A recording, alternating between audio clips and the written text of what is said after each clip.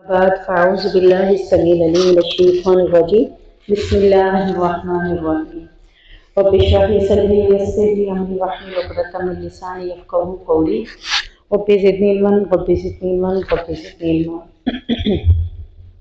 آمين ثم آمين. آیت نمبر 93.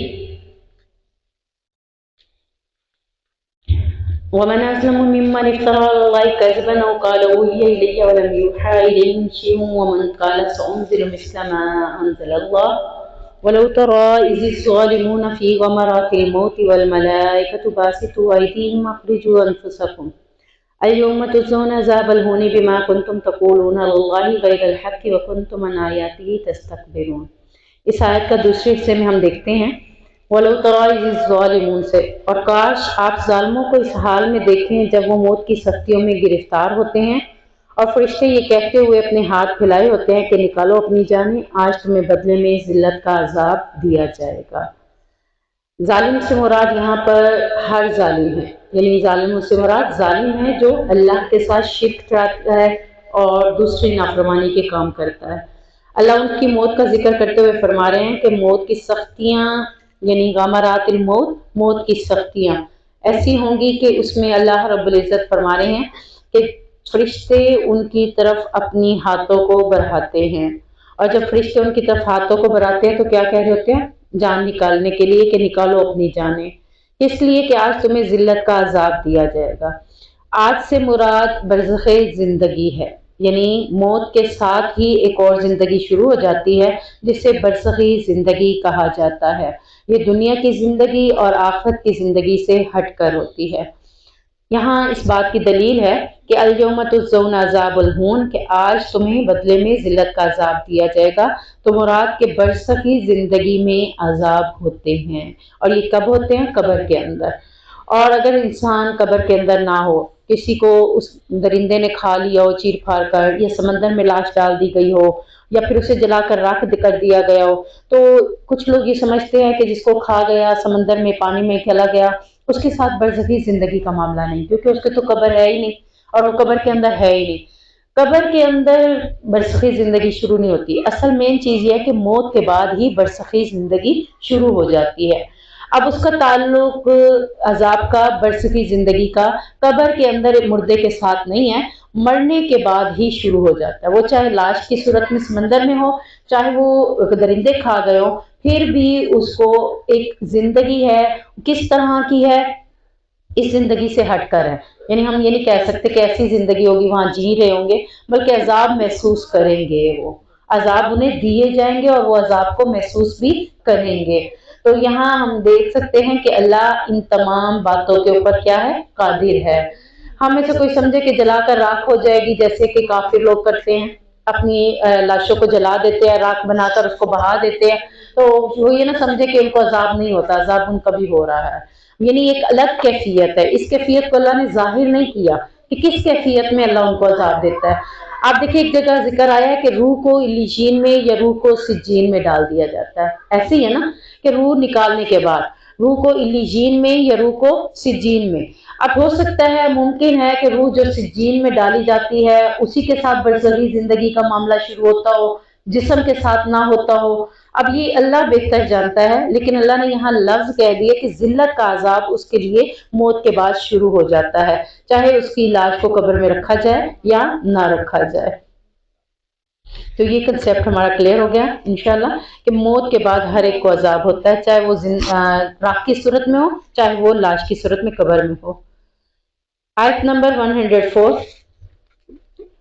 قد جاءكم بصائر من ربكم فمن ابصر فلنفسه ومن عمي فعليها.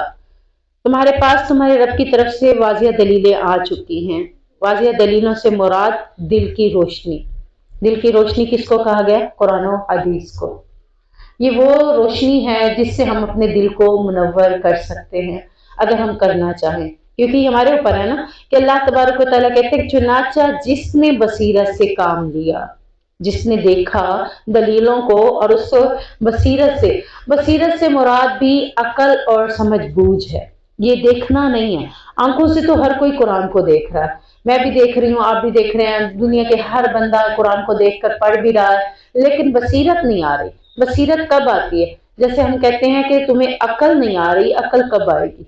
इसी तरह कुरान का इल्म एक बसीरत है, और वो कब आती है? जब इंसान इसके लिए कोशिश करता है। तो उसने जब जिसने इससे बसीरत से काम लिया, यानी तदब्बुर किया, गौर व फिक्र किया, तो उसने अपने लिए क्या किया? फायदे का बाइस इस कुरान को बना लिया। वरना रटे रटाए कलमे पढ़ने से फायदा नहीं होता। आप 10 बार कुरान पढ़ लें, 20 बार पढ़ लें, आपको कुरान का फायदा नहीं है, क्योंकि आपने इससे बसीरत ही नहीं ली, आपने इससे समझा ही नहीं है। और जिसने इसको समझ लिया उसके लिए फायदा है। और दूसरे लफ्जों में यहाँ क्या कहा जा रहा है? वमन आमिया अलैहा, और जिसने इसको देखने के बावजूद अंधा बना रहा, यानी उसने बसीरत नहीं ली, देख तो रहा है लेकिन देखने के बावजूद इग्नोर कर रहा है, उससे अपनी रोशनी हासिल नहीं की, तो अंधा बना रहा। अल्लाह रब्बुल इज्जत कह रहे हैं कि उसका वबाल उसी के ऊपर है। ये नहीं है कि उसका वबाल किसी और को दिया जाएगा। अल्लाह ने हर एक को अकल दिया है, शऊर दिया है। वो चाहे तो इस कुरान को तदब्बुर के साथ पढ़े तो उसको ये रोशनी हासिल हो सकती है, और अगर वो नहीं चाहता तो अल्लाह कहता है वो अंधा है, और उसने खुद ही अपने आप को अंधा बनाया, और इस अंधे का वबाल भी उसके लिए अपने लिए है। क्योंकि नबी सल्लल्लाहु अलैहि वसल्लम आप कह दीजिए, मैं तुम पर मुहाफिज बनाकर नहीं भेजा गया, यानी मुझसे नहीं पूछा जाएगा कि इसने अमल किया, इसने क्यों नहीं किया, मैंने तो सबको बता दिया। अमल करने वाले 10 थे, 10 इनकार करने वाले थे, तो ये मुझसे नहीं पूछा जाएगा कि 10 ने जिन्होंने इनकार किया है तो उनने इनकार क्यों किया, क्योंकि उन्होंने खुद देखने के बावजूद अंधे बने रहे। तो इसका वबाल उन्हीं पर है, नबी से इसके बारे में कोई बात पुरुष नहीं होगी। इसी तरह एक वालदा अपने बच्चों की तरबियत में बताती तो सबको है, कोई सीधे रास्ते पे चल पड़ता है और कोई उस रास्ते का इंतखाब नहीं करता। तो अब वालदा की जिम्मेदारी नहीं है, क्योंकि उसके जिम्मे था पहुंचा देना, उसने दोनों को पहुंचा दिया। अब अमल करें या ना करें इसका वबाल उसी के ऊपर है, वालदा के ऊपर नहीं है। वालदा पर किस सूरत में आएगा? जब वो नहीं आगाही देगी, जब वो बताएगी नहीं, तो फिर उसका वबाल उस पर होगा कि उसने जो खुद सीखा, समझा, बसीरत हासिल की, वो उसने दूसरों को क्यों नहीं बताया, अपने बच्चों को क्यों नहीं बताया। अगर बता देती है तो उसका फर्ज अदा हो जाता है। आयत नंबर 108, वला तसब्बुल्लज़ीना यदऊना मिन दुनिल्लाहि फयसुब्बुल्लाह अदवन बिगैरि इल्म, और मुशरिकीन अल्लाह को छोड़कर जिन्हें पुकारते हैं तुम उन्हें गाली मत दो। फिर वो क्या करेंगे? वो भी जहालत में हद से गुजरते हुए अल्लाह को गाली देंगे। देखिए, जब हम किसी के माबूद को बुरा भला कहेंगे, ऑटोमेटिकली वो भी गुस्से में हमारे ही माबूद को बुरा भला कहेगा, क्योंकि हदीस में आता है, नबी करीम सल्लल्लाहु अलैहि वसल्लम ने फरमाया, तुम में से कोई किसी के माँ बाप को गाली ना दे। अगर वो किसी के माँ बाप को गाली देगा तो गोया उसने अपने वालिदैन को गाली दी। लड़ाई में होता यह है कि जब कोई एक अल्फाज अदा करता है तो दूसरा भी कहता है तुझे, तेरे लिए, तू ऐसा, तेरी वालदा ऐसी, तेरा फलां ऐसा, यानी जो लफ्ज पहल करने वाला बोलता है दूसरा वही लफ्ज उसी की तरफ लुटा देता है। तो यहाँ अल्लाह रब्बुल इज्जत ने मना कर दिया ईमान वालों को कि मुशरिकीन जिनकी इबादत करते हैं उनके माबूदों को गाली ना दो, बुरा भला ना कहो। कहीं ऐसा ना हो कि वो जहालत, उनको तो इल्म नहीं है कि अल्लाह के बारे में ऐसी बातें नहीं करनी, तो वो जहालत में आकर ऐसी बातें कर देंगे और वो हद से गुजरते हुए अल्लाह को भी नाउज़ुबिल्लाह गाली दे देंगे। यानी यहाँ से पता चला, ना तो हम किसी को बुरा भला कहें, अगर हमने किसी को बुरा भला कहा तो जवाब में उसने भी हमें बुरा भला ही कहना। फिर ये नहीं कह सकते तुमने मेरे बारे में ऐसा क्यों कहा, क्योंकि हमने उसे खुद मजबूर किया है कि वो हमें ऐसा कहे। तो अपनी गुफ्तगू में शाइस्तगी पैदा करें ताकि हमारी गुफ्तगू से दूसरे असर लें, ना कि दूसरे गाली गलौज अदा करें।